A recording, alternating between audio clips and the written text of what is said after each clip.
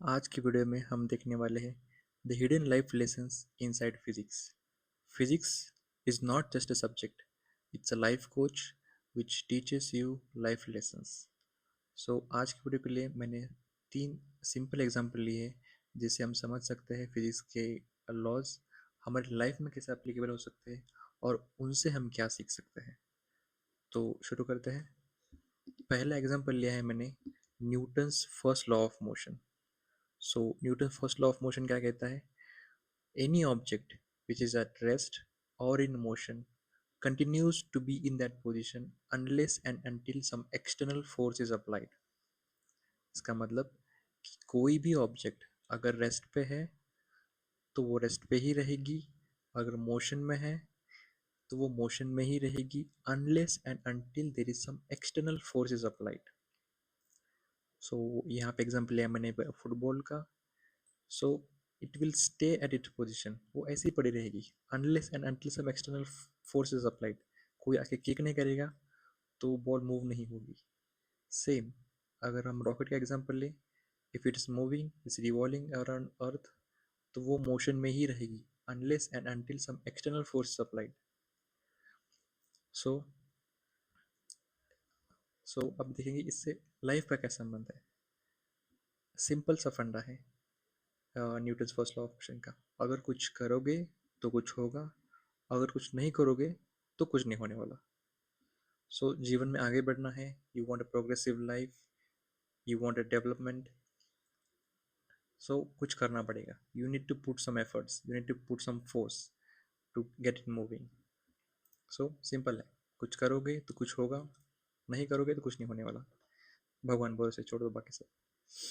So always put efforts. दूसरा example लिया है मैंने Newton's third law of motion का, which says for every action there is an equal and opposite reaction। कोई भी action का इक्वल एंड अपोजिट रिएक्शन होता है।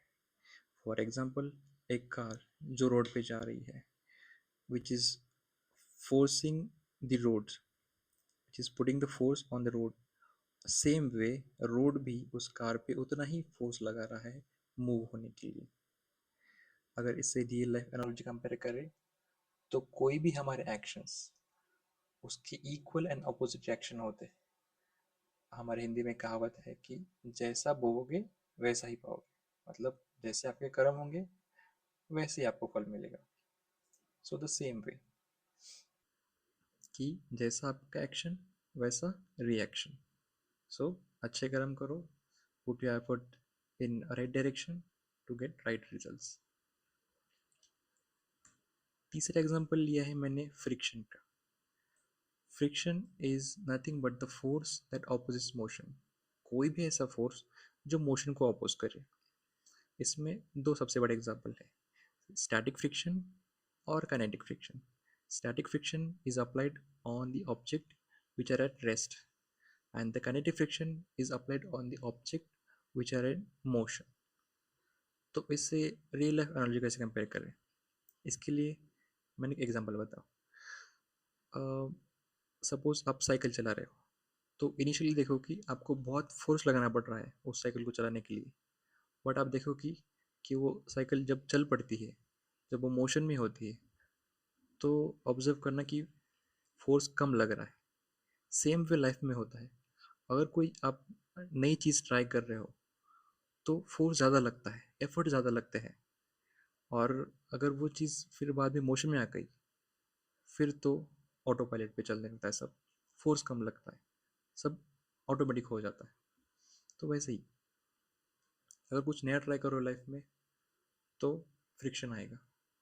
सो उस फ्रिक्शन को आपने अगर पार कर लिया तो सब बढ़िया है। ओके, सो आज के लिए बस इतना ही, 3 सिंपल एग्जांपल। अगली वीडियो में कुछ कॉम्प्लेक्स लॉज और एग्जांपल्स के साथ रियल लाइफ एनालॉजी समझते हैं। So till then, like, subscribe, share and thank you for watching.